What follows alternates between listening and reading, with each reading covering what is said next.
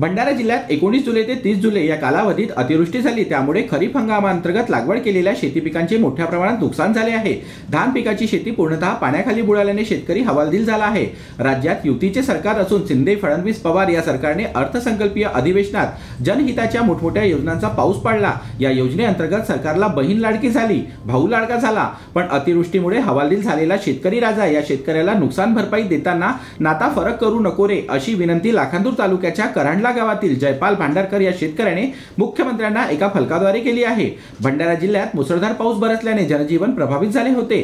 जिल्ह्यात 7ही तालुके मिळून 99,996 हेक्टर क्षेत्रात धान पिकाची पेरणी करण्यात आली। यात अतिवृष्टीमुळे 23,260 हेक्टर क्षेत्रातील पिके बाधित झाली आहेत। यात एकूण 519 गावांमधील शेतशिवारांचा समावेश असून त्यात 49,197 शेतकरी बाधित झाले आहेत।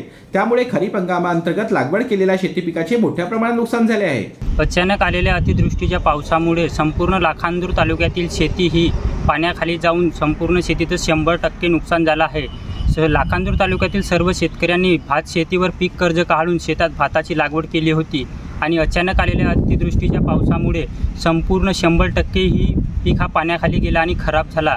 तरी महाराष्ट्राचे लाडके मुख्यमंत्री एकनाथजी शिंदे साहेब यांना माझी अशी विनंती आहे की ज्याप्रमाणे तुम्हाला बहीणही लाडकी झाली आणि भाऊही लाडका झाला, पण नुकसान भरपाईच्या वेळेस मात्र माझ्या शेतकऱ्याला परका करू नका आणि प्रत्येक शेतकऱ्याला एका एकरामागे 50,000 रुपयाची मदत आणि शेतकऱ्यावरील कर्ज माफ करा अशी महाराष्ट्राचे लाडके मुख्यमंत्री साहेब एकनाथजी शिंदे यांना माझी नम्र विनंती आहे।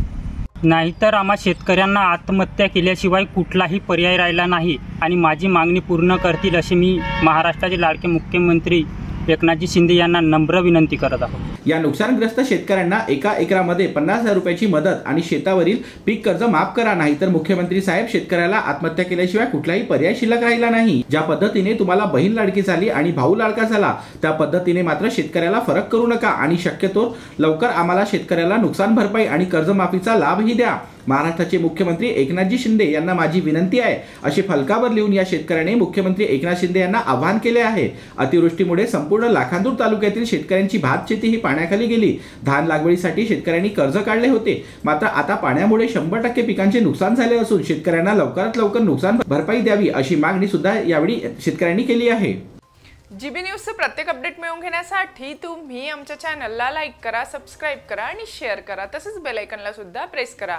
आपला जिल्हा, आपली बातमी, जीबी न्यूज भंडारा।